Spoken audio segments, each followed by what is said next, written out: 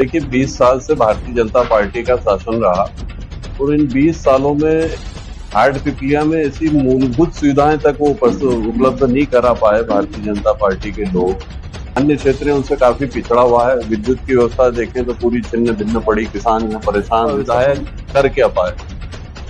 मान लो कोई बड़ी इंडस्ट्री ले आते या बड़ा कोई उद्योग, उन चीजों में बिल्कुल जीरो है। रोजगार में देख लो आप, किसी चीज। जोशी जी मूल रूप से हाटपिपलिया के रहने वाले हैं। उनका गृहनगर है हाटपिपलिया और उनके पिता स्वर्गीय कैलाश जोशी जी राजनीतिक संत की उपाधि उनको प्राप्त थी और भारतीय जनता पार्टी का एक बहुत चर्चित चेहरा वो रहे हैं, मुख्यमंत्री रहे मध्य प्रदेश के। उनका नाम ही काफी होता है कि मेरे साथ जुड़ना, भाजपा की रीति और नीति से दूर हटके कांग्रेस के साथ जुड़ना हमारे लिए बड़ा प्लस है।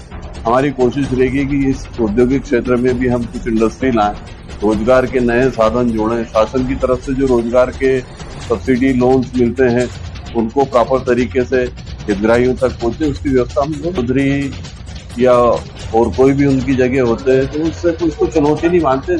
तो आमजन में आज जो विरोध है भारतीय जनता पार्टी को लेके, तो वो उसकी नीति पे जो कहती है वो करके दिखाती है। वो खाद नहीं मिल पा रहा। चुनावी समय, इस समय तो सैकड़ों ट्रांसफार्मर जले हुए पड़े हैं। 20 साल में उनको लाडली बहनों की याद नहीं आई। सारी स्थिति खराब है और ये लग रहा है कि सत्ता शासन हाथ से जाने वाला है। तो घोषणा वीर है, घोषणा कर करके उसका कोई फॉलो होता नहीं है। देश में कांग्रेस की सरकार बनती है तो बिना कोई शर्त के 1500 रुपए हम उनके खाते में देंगे। यही आप देखो कहाँ पहुंच गई है। फसलों के दाम गिर गए हैं। अगर आपने अभी इन चीजों को नहीं सोचा तो आने वाले 5 साल फिर आपको पछताना पड़ेगा। तो मेरे क्षेत्र की जनता, मध्य प्रदेश में विधानसभा चुनाव है और हमारे साथ इस वक्त मौजूद है हाटपिपलिया विधानसभा से कांग्रेस प्रत्याशी राजवीर सिंह बघेल जी। आपका स्वागत है हमारे चैनल में। नमस्कार। तो हम जानना चाहते हैं कि कांग्रेस हाटपिपलिया से इस बार किस मुद्दों को लेकर चुनाव में उतरी है? देखिए 20 साल से भारतीय जनता पार्टी का शासन रहा और इन 20 सालों में हाटपिपलिया में ऐसी मूलभूत सुविधाएं तक वो उपलब्ध नहीं करा पाए भारतीय जनता पार्टी के लोग कि जो आदमी की बेसिक्स है, पानी है, स्वास्थ्य है, शिक्षा है, सड़कें हैं, इन चीजों पे कोई काम नहीं हुआ। तो हाटपिपलिया विधानसभा क्षेत्र काफी समय से जो अन्य क्षेत्र है उनसे काफी पिछड़ा हुआ है। विद्युत की व्यवस्था देखें तो पूरी छिन्न भिन्न पड़ी, किसान यहाँ परेशान है सब विद्युत सप्लाई को लेके। सड़कों की स्थिति भी यह है कि जो प्रधानमंत्री सड़क योजना में जो सड़कें बनी है वो मेंटेन नहीं हो रही है। पीडब्ल्यूडी ने जो सड़कें बनाई है, गाड़ी चलाना दुर्लभ है। पानी की व्यवस्था देखें तो हाटपिपलिया शहर ही पानी को तरस रहा है। अभी भी पानी की यहाँ टैंकरों से सप्लाई होता है। स्वास्थ्य को लेके देखें तो स्वास्थ्य को लेके यहाँ कोई बड़ा अस्पताल हाटपिपलिया में अभी तक नहीं है। मशीनें नहीं है, एक्सरे मशीन नहीं है, सोनोग्राफी मशीनें नहीं है। कहने का मतलब यह है कि जो मूलभूत व्यवस्थाएं रहती हैं जो सरकार को देना चाहिए, वो कोई व्यवस्थाएं हाटपिपलिया विधानसभा क्षेत्र को जिस स्तर पे चाहिए उस स्तर की नहीं मिल रही है। हमारा मूल फोकस वही होगा।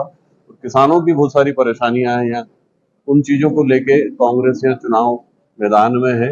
और हाटपिपलिया विधानसभा क्षेत्र में मेरा व्यक्तिगत संपर्क पिछले 40 सालों से मेरे परिवार का रहा है, तो निश्चित तौर पे हम लोगों को सफलता मिलेगी। कांग्रेस पे भरोसा जताती है यहाँ के से कौन से मुद्दों पे काम करेंगे जो कि भाजपा विधायक नहीं कर पाए? भाजपा विधायक कर क्या पाए? जो मैं बताया ना आपको कि जो भी मूलभूत सुविधा यहाँ पे नहीं है, दूसरी चीजें तो ठीक है। दूसरी चीजें और कोई मान लो कोई बड़ी इंडस्ट्री ले आते या बड़ा कोई उद्योग लेके आते, उन चीजों में बिल्कुल जीरो है। रोजगार में देख लो आप, किसी चीज में कोई 5-20 साल में ऐसी कोई बड़ी उपलब्धि भारतीय जनता पार्टी के शासनकाल में रही नहीं। जनता की बहुत सारी मांगे हैं और जो बेसिक्स चाहिए वो कुछ भी नहीं है यहाँ हाटपिपलिया में। उन सब चीजों के लिए हम सरकार से लड़ाई लड़े। जैसा कि हम जानते हैं कि यहाँ से पूर्व मंत्री दीपक जोशी जी कांग्रेस में शामिल हुए हैं, तो आपको उनका? देखिए दीपक जोशी जी मूल रूप से हाटपिपलिया के रहने वाले हैं। उनका गृहनगर है हाटपिपलिया और उनके पिता स्वर्गीय कैलाश जोशी जी पितृपुरुष के नाम से राजनीतिक संत की उपाधि उनको प्राप्त थी और भारतीय जनता पार्टी का एक बहुत चर्चित चेहरा वो रहे हैं, मुख्यमंत्री रहे मध्य प्रदेश के। तो उनका नाम ही काफी होता है कि मेरे साथ जुड़ना, भाजपा की रीति और नीति से दूर हट के कांग्रेस के साथ जुड़ना हमारे लिए बड़ा प्लस है। और यहाँ के जो बेरोजगार युवा हैं उनके लिए आप क्या कुछ करना चाहेंगे? आपको बेरोजगार हमारे जो युवा हैं, यहाँ औद्योगिक क्षेत्र सन 89 के करीब मंजूर हुआ था दिग्विजय सिंह जी के कार्यकाल में। जब से वो औद्योगिक क्षेत्र पूरी तरीके से ऐसे ही पड़ा है, उसका कोई डेवलपमेंट नहीं हुआ, नहीं कोई यहाँ इंडस्ट्री आई। क्योंकि हम हमारे विधानसभा से लगा हुई देवास विधानसभा है, देवास जिला भी है हमारा, और देवास पूरा औद्योगिक क्षेत्र है। हमारी कोशिश रहेगी कि इस औद्योगिक क्षेत्र में भी हम कुछ इंडस्ट्री लाएं, रोजगार के नए साधन जोड़ें, शासन की तरफ से जो रोजगार के सब्सिडी लोन्स मिलते हैं उनको प्रॉपर तरीके से हितग्राहियों तक पहुंचे, उसकी व्यवस्था हम जोड़ें।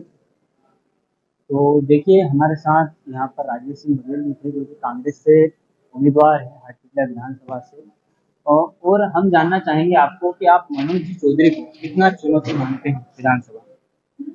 चुनाव में कोई चुनौती नहीं होती, जो निर्णय लेती जनता लेती है। मनोज चौधरी या और कोई भी उनकी जगह होते हैं तो उससे उसको चुनौती नहीं मानते। दो विचारधाराएं चुनाव लड़ती है, कांग्रेस और भारतीय जनता पार्टी मूल विचारधारा है। भारतीय जनता पार्टी को 20 साल से पब्लिक ने देखा है, और आप जो देख रहे हैं कि एक आमजन में आज जो विरोध है भारतीय जनता पार्टी को लेके, तो वो उसी का फायदा कांग्रेस को भी मिलेगा। और कांग्रेस अपनी रीति और नीति पे जो कहती है वो करके दिखाती है। 15 महीने का समय मिला 20 साल में कांग्रेस को काम करने का, 15 महीने में कांग्रेस ने जो काम करके बताया वो ये 20 साल में नहीं कर पाए। निश्चित तौर पर आज जनता साथ है कांग्रेस पे। बेसिक मुद्दे बिजली, पानी और कृषि पे आधी रहती है। जी, विद्युत सप्लाई को लेकर समस्या ज्यादा है, खाद वितरण की समस्या। आज गेहूं का सीजन है, सोसाइटियों के बाहर आप लाइन देख लो, उसके बाद भी किसान को खाद नहीं मिल पा रहा। चुनावी समय, इस समय तो सरकार और तेजी से ये सब चीजें उपलब्ध कराती है। चुनाव के समय जब ये स्थिति है तो आम दिनों में किसान को क्या खाद मिल जाएगा? विद्युत आपूर्ति नहीं हो पा रही, हजारों ट्रांसफार्मर पूरे एरिया में जले हुए पड़े हैं, सैकड़ों ट्रांसफार्मर जले हुए पड़े हैं। एक दिन ट्रांसफर देते हैं गांव वालों को, वो भी गांव वाला ट्रैक्टर लेके जाता है, उसके खर्चे से वो ट्रांसफार्मर चंदा करके लेके आते हैं, ट्रांसफार्मर लगाते हैं, 3 दिन में फिर जल जाता है। विद्युत सप्लाई पूरी तरीके से चौपट है विधानसभा।